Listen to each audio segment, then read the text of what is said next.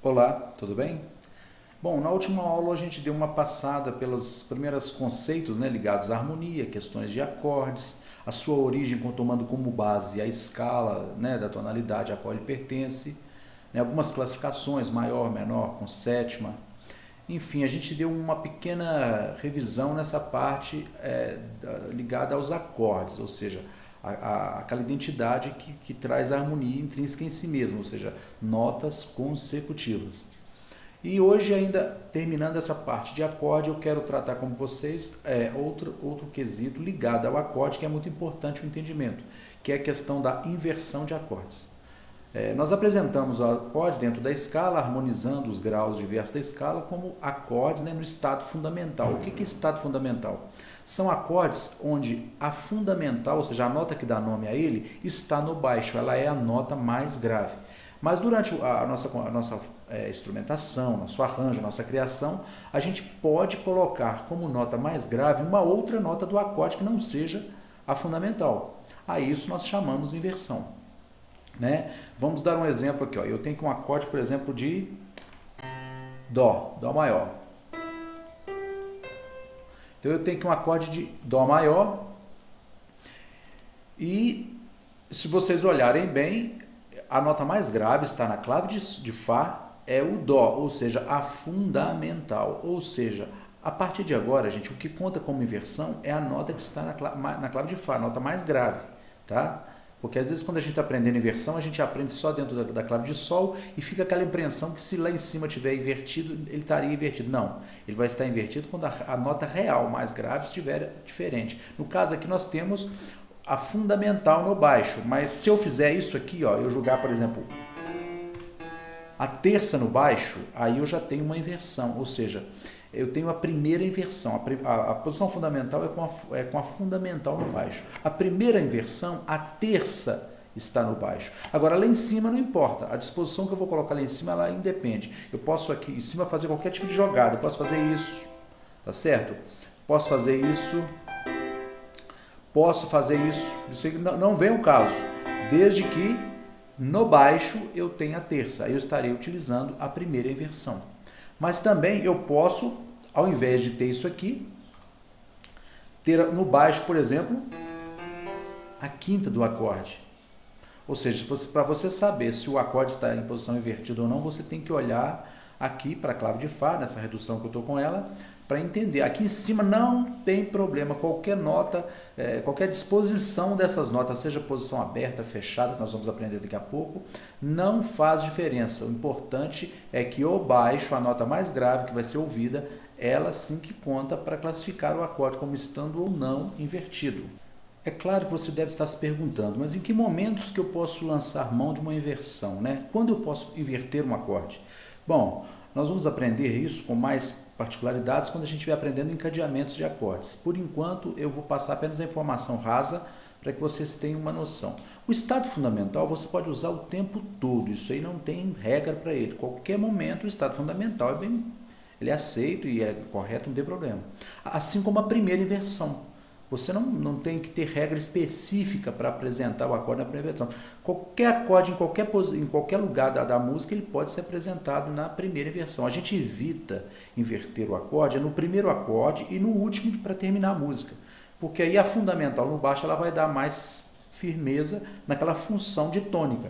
Então, geralmente, para terminar a música, para iniciar, a gente às vezes deixa no estado fundamental. Mas no decorrer da música, você pode inverter todos os acordes para a primeira posição, não tem problema. Né? Você perde um pouco daquela firmeza da função, mas não deixa de ser o acorde, não deixa de desempenhar o mesmo papel.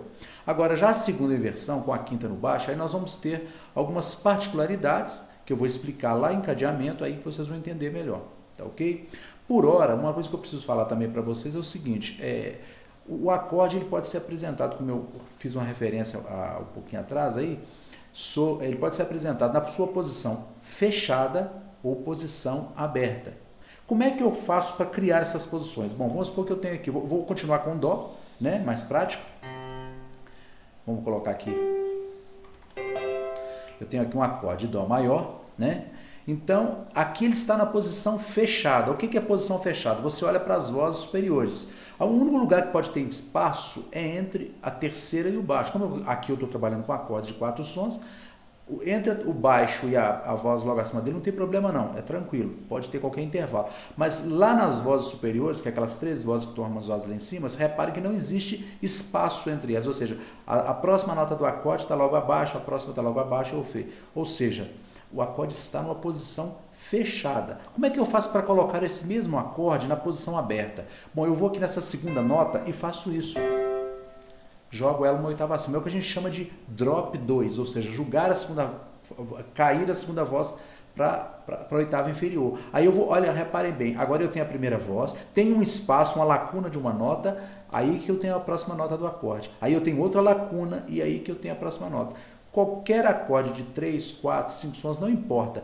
A partir do momento que eu abro, eu jogo essa segunda voz, dou um drop 2 nela, jogo ela para baixo, eu já crio ali um espaço entre aquelas duas vozes. Aquilo ali já é considerado como acorde na posição aberta. E não importa, eu posso colocar um acorde até mais complexo. Eu posso, por exemplo, colocar um acorde de nona. Se eu pegar essa segunda nota e jogá-la aqui, eu já estou com um acorde na posição aberta. Por quê? Porque agora eu tenho lacuna entre uma nota e outra do acorde, até a primeira e a segunda. Aí se você olhar ali, entre a terceira e a quarta está grau conjunto, assim, conjunto que eu digo assim, as notas do acorde estão próximas, aí entre a terceira e a quarta, aliás, entre a segunda e a terceira está colada, mas entre a terceira e a quarta já tem um espaço, tem o espaço do dó, que poderia estar ali no meio também. Então isso aí eu chamo posição aberta. Então é bom que vocês entendam, o acorde ele pode ser apresentado tanto na posição fechada quanto na posição aberta.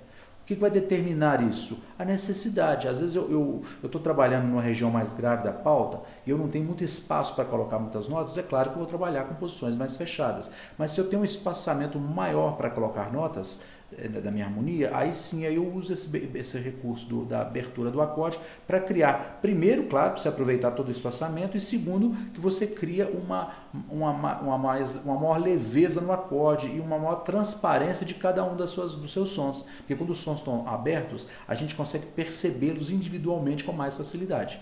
Isso é uma coisa importante para se dizer.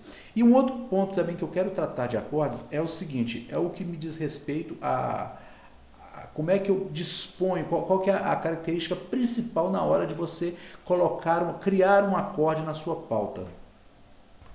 Para isso, eu preciso recorrer a um organismo que é muito importante e ele nos revela muito da música, muito do som, que é a nossa série harmônica. A série harmônica, todos já devem ter estudado isso em teoria, é o seguinte, todo som, ele não existe isoladamente, não existe um som, somente aquele som. Qualquer som que é produzido, né, ele é uma vibração, o som é uma vibração, então todas as vezes que você produz um som, esse som ele é o som gerador, mas ele produz o que a gente chama de parciais ou harmônicos, ou seja, o som, quando você ataca um determinado som, para você ter uma noção mais clara disso, é bom o piano. Você chega no piano, numa nota mais grave ali, e bate uma nota, por exemplo, um dó. Bate nele. Se você prestar atenção, daí a pouco você vai começar a ouvir outros sons que vão surgindo daquele mesmo som que você bateu. São os harmônicos que vão sendo gerados. Alguns instrumentos produzem mais harmônicos, outros menos harmônicos, mas que os harmônicos existem, eles existem. Né? A prova disso é que você, por exemplo, que toca instrumento de sopros, por exemplo, um trompete. Você pegar o trompete na primeira posição, todos os pistos soltos. Se você soprar e à medida que você vai subindo ali a sua embocadura, firmar mais a embocadura, os sons vão subindo para o agudo, sem você mexer em tecla nenhuma, eles vão subindo e eles guardam certos intervalos. Aquilo ali é a série harmônica que você está achando dentro do seu instrumento. Mas aqueles sons já estão embutidos no som gerador. Então, quando eu ataco uma nota, ela produz em vários harmônicos. É claro que o ouvido humano, ele percebe com muita dificuldade, ele consegue perceber ali os 4, 5 primeiros harmônicos, ele consegue ter. Dali para frente é muito difícil. Né? Só se for um instrumento com muitos harmônicos e outro, com alguém que tem um ouvido muito sensível para poder perceber. Mas quem ouvir acima do 5º a 6º harmônico já seria uma sumidade, porque é difícil. Porque o som já fica mais distante, mas que eles existem, eles existem. Então a gente entender a série harmônica é importante, porque é o seguinte, quando você vai escrever um acorde ele de certa forma, ele é um parente da série harmônica, né? porque ele é gerado pelos mesmos princípios da série harmônica. Por exemplo, essa é a série harmônica de Dó. É claro que vocês estão acostumados a vê-la de forma linear, ou seja, uma nota depois da outra, mas eu fiz questão de colocar nota sobre nota.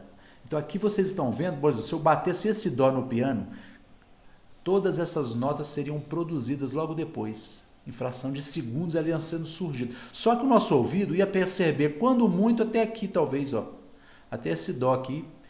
Pode ser que alguém perceba o Mi, mas geralmente até o Dó aqui a gente consegue perceber se prestar muita atenção. Então essa aqui é a série harmônica. Eu coloquei até aqui, ó, 4, 8, eu coloquei 12 parciais aqui. Aliás, 12 não, na verdade são 11, né, porque a fundamental aqui eu não estou contando.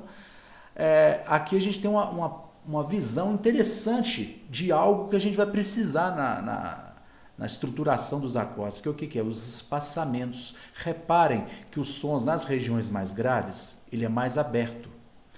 As notas estão mais distantes uma da outra. À medida que vai chegando nas posições mais agudas, esse som vai se aproximando mais. E esse mesmo princípio, essa mesma passada, a gente tem que tentar levar isso para a nossa harmonia. Quando você vai harmonizar um acorde, né, colocá-lo ali na sua disposição de arranjo, de grade e tal, é bom que você pense nisso. Os graves, eles têm que ter distanciamento entre eles, porque se você se aproxima muito os parciais graves, o som fica turvo, fica escuro, fica embolado, então você vai ter efeitos que não vão ser muito agradáveis. Aí agora eu vou dar uma opinião minha, pessoal, com base naquilo que eu vivencio em arranjo das coisas que eu já escrevi e já foram tocadas. O conselho que eu daria para vocês, tomando como base aqui a clave de Fá, dessa terceira linha da clave de Fá, ou seja, da nota Ré para cima, você pode usar até a terça, não tem problema, tá? Se você tiver uma nota aqui no Ré, a terça dela aqui ela é cabível, dá para colocar, eu vou dizer assim, não vai ser muito complexo, não. Dependendo do instrumento, não vai trazer tanto problema, não. Mas dela para baixo, aí, me desculpe, mas aí a terça não cabe, é no máximo intervalo de quinta, tá? Eu vou explicar, vou mostrar um exemplo aqui. Por exemplo, vamos supor que eu tenho isso aqui, ó. Isso aqui é possível na harmonia. Você pode fazer isso, por exemplo, no naipe de trombones. Não teria problema. Se você precisar fazer, pode fazer. Mas vamos supor que essa nota estivesse aqui. Eu já não aconselharia. Aí eu preferia fazer o seguinte. Abriria esse Mi lá para cima para poder dar um espaçamento maior. E aí sim você criaria um efeito bem melhor do que simplesmente jogar as notas próximas. Então, só relembrando, do Ré para cima, tudo bem. Aqui pode acontecer a partir da terça. O intervalo pode ser a partir de terça para cima.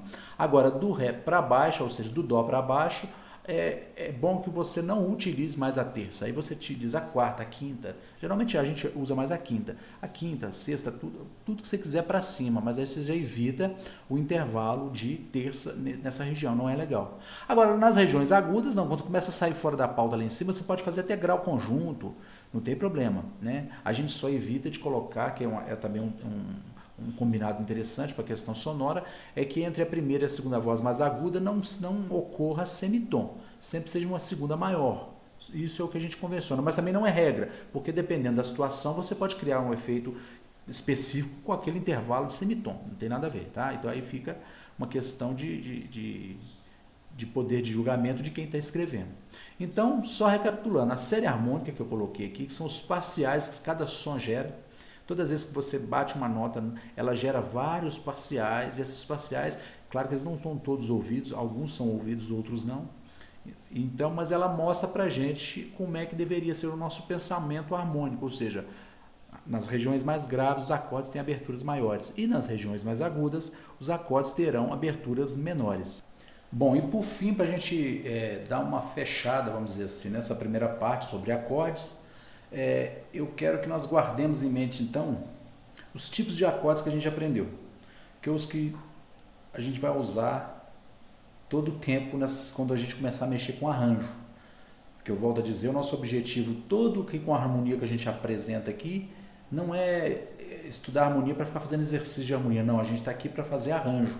Então esses pontos que eu trago de harmonia, eles vêm única e exclusivamente como ferramentas para o arranjo, tá? Então é bom que a gente entenda isso. E 90% das vezes o que você vai precisar são basicamente 3 tipos de acordes, tá certo? Os outros vão enquadrar de alguma forma em relação a esses três modelos que eu quero que vocês tenham em mente, que é interessante que vocês saibam identificar, né?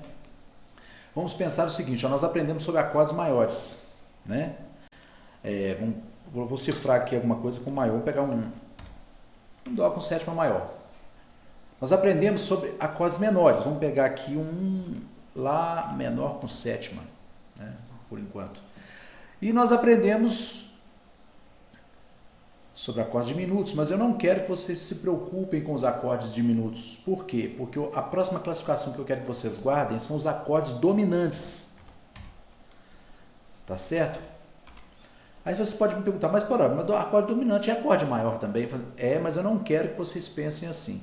Nós vamos tratar os dominantes como uma outra classe de acordes. Tá certo? Então nós vamos ter acordes maiores, acordes menores e acordes, vamos chamar acordes com função de dominante. Quais são os acordes maiores? São todos os acordes que são acordes de tônica e, no caso aí, de subdominante maior, né? No caso, o quarto grau da escala maior, por exemplo. Acordes menores, não temos dúvidas, são os acordes do modo menor, né? A tônica do modo menor, o segundo grau do modo maior, o terceiro grau, o sexto grau do maior. Esses são acordes menores, eles vão vir escritos, tá? O acorde menor com sétima, menor com isso, menor com aquilo, então vai ser fácil de você estar identificando. Agora, a diferença entre o dominante e o acorde maior é o seguinte, o dominante vai ser um acorde maior com sétima menor. É isso que você tem que entender. Toda vez que um acorde maior tiver sétima maior, ele não é dominante, ele é um acorde maior. Agora, toda vez que um acorde maior tiver sétima menor, ele é dominante. Mesmo que ele não seja da tonalidade, ele pode ser um acorde de empréstimo, pode vir de onde for. Pode ser um acorde que não tem nada a ver com a tonalidade. Se ele é um acorde maior com sétima menor, ele é dominante de alguém. Então, se nós entendermos essas três classificações, o acorde maior, né, eu coloquei um acorde com sétima maior, porque é interessante a gente trabalhar com tétrades, já é acostumando a trabalhar com acordes de 4 sons, que é o mais usual. Né? Então, todo acorde maior com sétima maior é um acorde maior, simplesmente. O acorde menor, da mesma maneira, ele vai ser um acorde menor, com a terça menor, claro. Ele pode ter algumas variações ali, talvez uma sétima, uma nona, mas isso aí não vai alterar, ele vai continuar sendo um acorde menor. Né? Como a gente fala, essas extensões não alteram em nada a sua classificação de quanto a maior e menor. Agora, o acorde dominante não, nós vamos chamar de dominantes todos os acordes maiores com sétima menor, e aí entra o detalhe. Os acordes meio diminutos, acordes diminutos, eles também terão função dominante. Tá? No nosso trabalho aqui, eu vou sempre que aparecer um acorde diminuto, meio diminuto, você pode ter certeza. Ele, de certa forma, está agindo ali como uma espécie de dominante. Um dominante, vamos dizer assim, quase que secundário. Né? Isso é importante a gente saber. Porque os acordes diminutos, eles têm também intervalos, né, que são muito característicos. Eles têm intervalos ali de trítono que podem ser usados como acordes com função de dominante também. Então, se você souber identificar os acordes maiores, os acordes menores e os acordes de dominante, você já vai ficar assim com uma boa possibilidade de não ter problemas no seu arranjo. Por que eu fiz questão de fazer essa divisão e essa classificação de maior, menor e dominante? Porque no caso do dominante, gente, é um acorde que ele requer uma observação maior. Por quê? O dominante é aquele grau que ele tem uma tração para a tônica. Porque a música, resumindo a grosso modo, para que vocês entendam, isso é muito importante, ela tem 3 situações que ela tem que trazer. Ela tem 3, o que eu gosto de chamar de sensações. Eu tenho a sensação de tônica, que é o repouso. A tônica simplesmente repousa, a música pode acabar ali e acabou. Ela tem noção de terminação, de repouso, de chegada ao ponto principal. Eu tenho um acorde de subdominante, por exemplo. O acorde de subdominante é um acorde de expansão. Né? Então, fora o repouso, nós temos a expansão. O que é expansão? São acordes que você caminha por eles, eles não dão noção de parada, mas também não tem obrigação de voltar a tônica toda hora, eles vão seguindo. São os acordes geralmente com função de subdominante. Né? Então eles podem ser colocados ali, eles vão criar um movimento para a música, né? É como se, tipo assim, eu estou na minha casa aqui. A minha casa é o repouso, ela é a tônica. Se eu saio para fazer compras, eu vou no shopping, então enquanto eu estiver andando de uma loja e outra, eu estou usando expansão, eu estou me movimentando. É subdominante, eu estou me movimentando. Aí deu um certo horário, puxa vida, bateu o cansaço, bateu a fome, bateu a necessidade de voltar, Aí eu preciso da terceira sensação, que é aquela sensação de tensão. A tensão me obriga a voltar para o repouso, ou seja, eu cheguei ao máximo ali, eu preciso voltar agora para relaxar. E isso é a função da dominante.